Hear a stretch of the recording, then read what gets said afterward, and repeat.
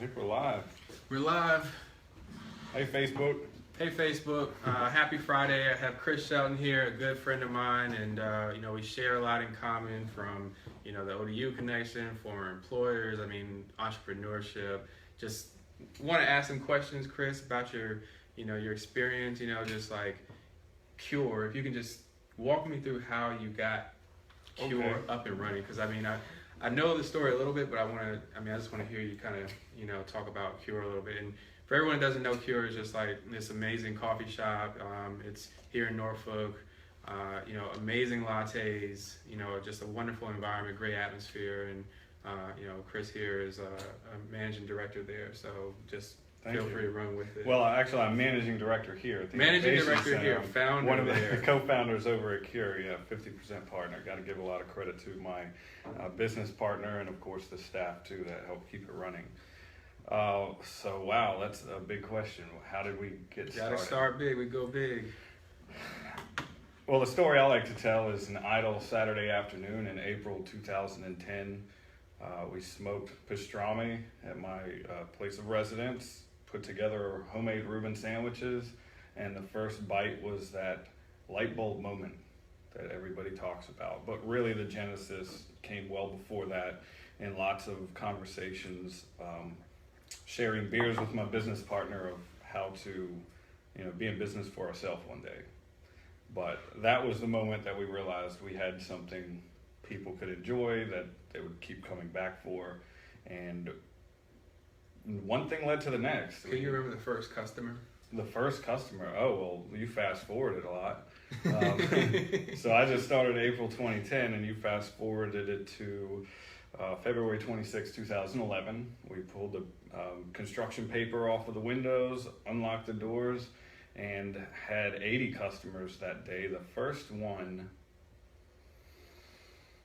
of the first ones was a doctor and also a photographer, and came back a little later that day and shot some professional photography for us, which was really cool.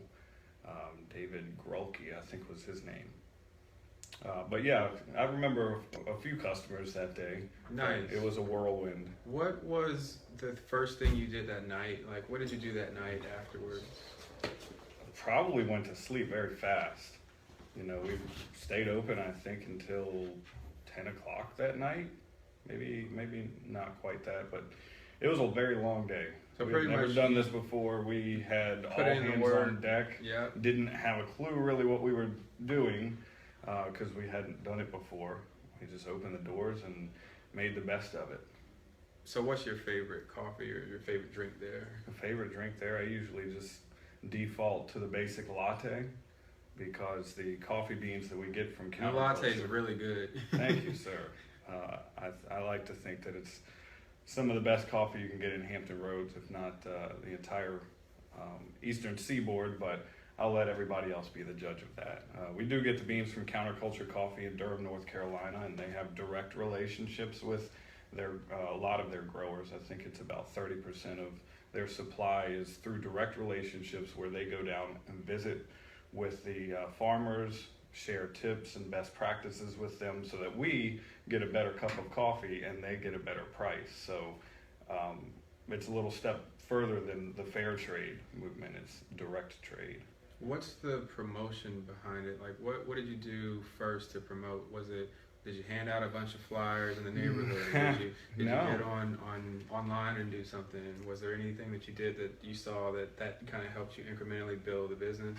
Well, at the beginning, I don't even know if we had a Facebook page day one that we opened the doors. That neighborhood, we're along a historic trail, walking trail in downtown Norfolk called the Elizabeth River Trail. So there's a lot of pedestrian and bicycle traffic through there, and vehicular traffic too. It's a cobblestone street, one of the only two in Norfolk. And so for that reason, it's very, just a lot of traffic there anyway. How did you pick the location originally? Business partners. My business partner just has a thing for checking out places that are for lease, for sale, things like that, just out of curiosity. And he took note of this place. The intersection cut it off, the light rail construction cut it off from the main artery, Brambleton Avenue, for a couple of years, and so the space was vacant for 2 or 3 years because there was no vehicular traffic through there, so it couldn't be supported a business. Did you guys have any advice in the beginning, or anyone that you leaned on as mentors or advisors to just say, this is what we want to do? Have you done this before? Yeah, I would say our parents. My father or my parents owned bookstores when I was a kid, and Mike's mother, her family had a restaurant in Portsmouth when she was a kid. So between those and my general knowledge of business from business degree at ODU and working at Merrill Lynch for 5 years, we knew more so we knew what not to do, like terrible mistakes. We made plenty of mistakes along the way, don't get me wrong. What's a big mistake you made? Big mistake?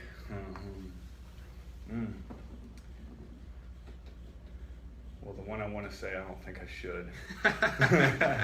That's cool. Just let me know something. Big mistake. Man, there's just so many that I think not focusing as much in the very beginning of hiring the right people. Yeah. HR is so important. It really is. People is everything. I think about some of the mistakes that I made and that I'm still making. With just creating this new brand. It's like I look at initially not even like totally neglecting online as a channel. Mm-hmm. To find customers, to market a product, to create a brand, and I quickly figured out that wasn't going to work. But I'm just fascinated by everything with your story. I guess now 6 years later, what's the biggest thing that helps continue to get the word out for you? As far as hard marketing, Facebook, certainly. We've got some great staff that manage the Facebook to the nines, do beautiful photography, and just post it on Instagram, Facebook, and that creates buzz, and that's how we advertise events. We have a website, but the website isn't trafficked nearly as much as the Facebook, so go where the traffic is, right? Makes sense. We've done some physical world advertising too, but to a much lesser degree. We'll pass out menus in area office buildings and residential buildings and stuff. But word of mouth, I think, is by far our biggest channel for growth. Just word of mouth, striving every day to do a good job, to be better, to offer the highest quality service and product that you can. Not that we always hit that mark.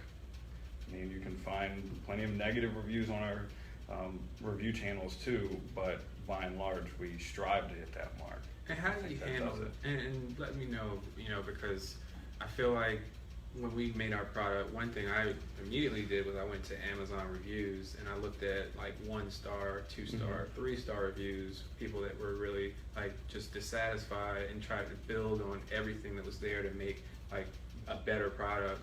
How do you kind of handle I guess innovating your menus, or I know you expanded recently. How do you think about just continuing that process? Well, whenever my business partner travels, be it for work or pleasure, I'm always in suspense of the next text message that he's going to send of this new cool thing that he found at some coffee shop halfway across the country. And so what I'm getting at is I think we source inspiration from outside of the region, because the coffee shop market here is so small. Like, why are we going to try and compete directly with one another with the new offerings and stuff?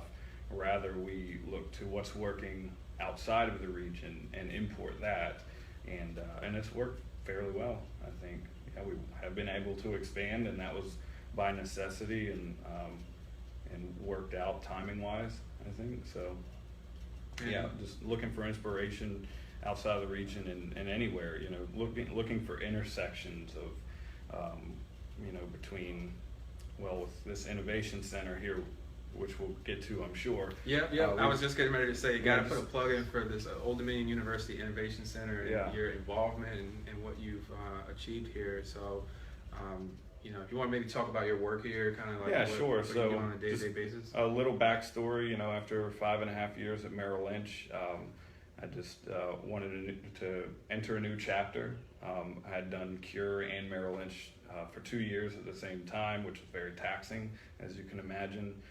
Ended up going out to Louisville, Kentucky to get an entrepreneurship MBA, which opened my eyes to a world of scalable entrepreneurship, innovation-driven entrepreneurship.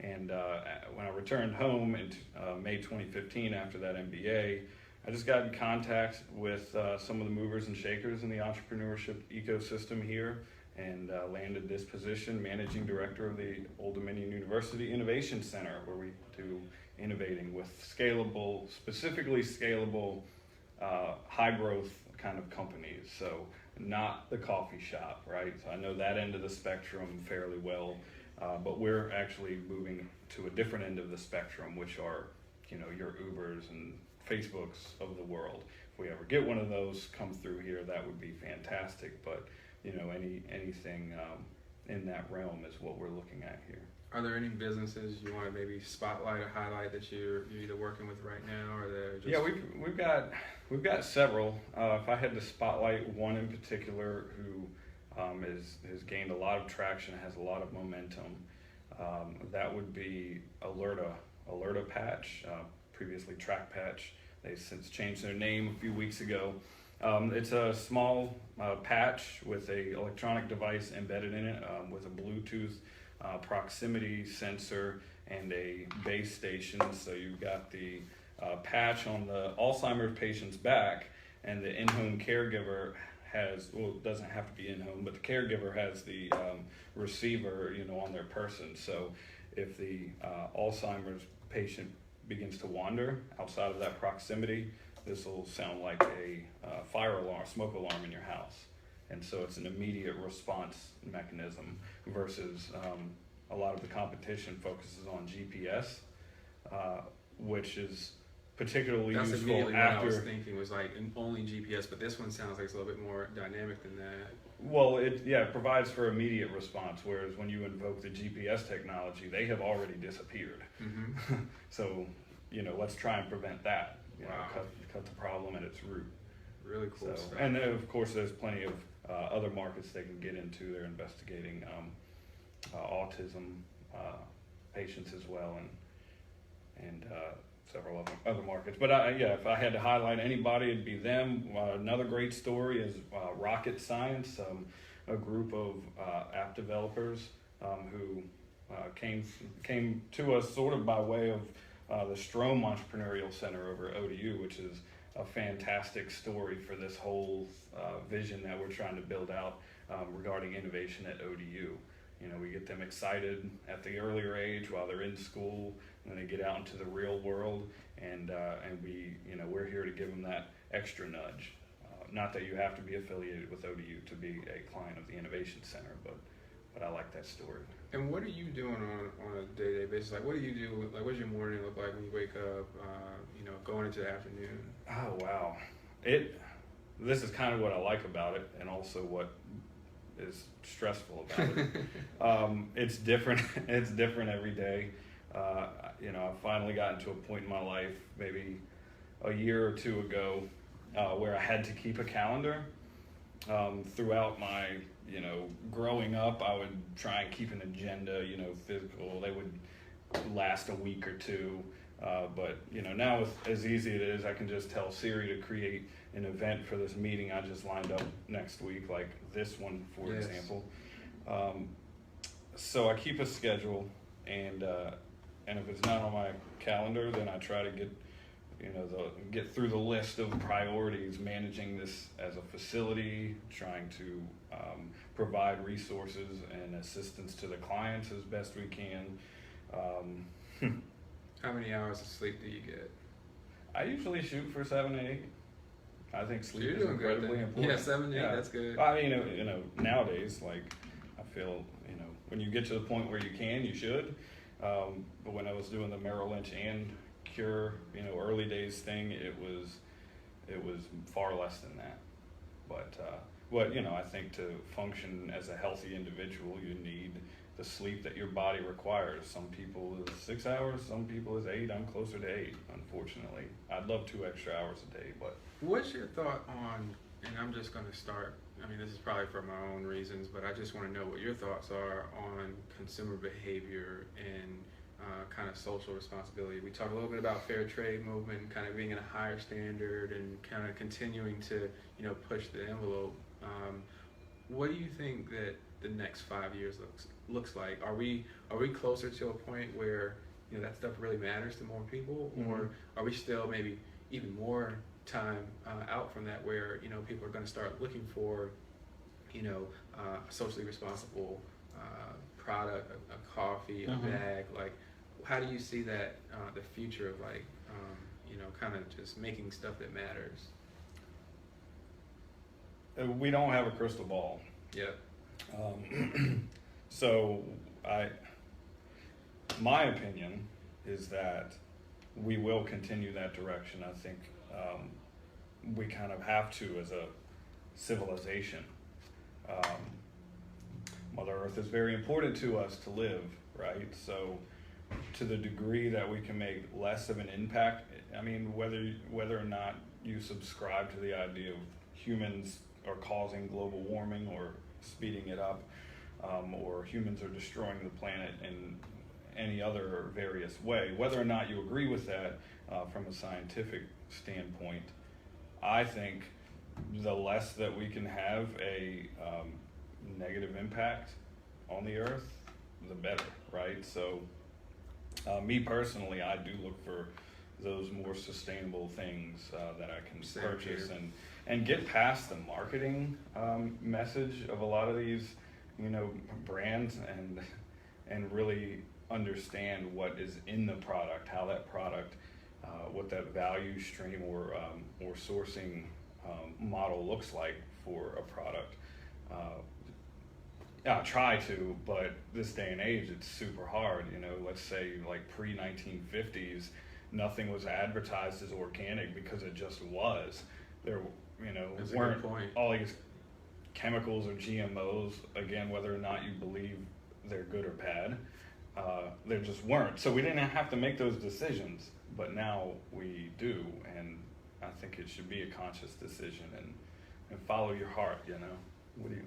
But as the market moves forward, I think there's plenty of more opportunity for companies like Hamilton Perkins to come into the marketplace and win hearts with that sustainability message, so long as it remains an authentic message.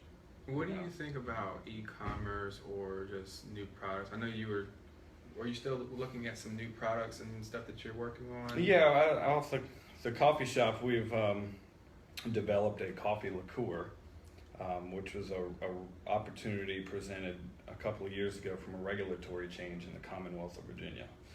And so we're sort of developing that.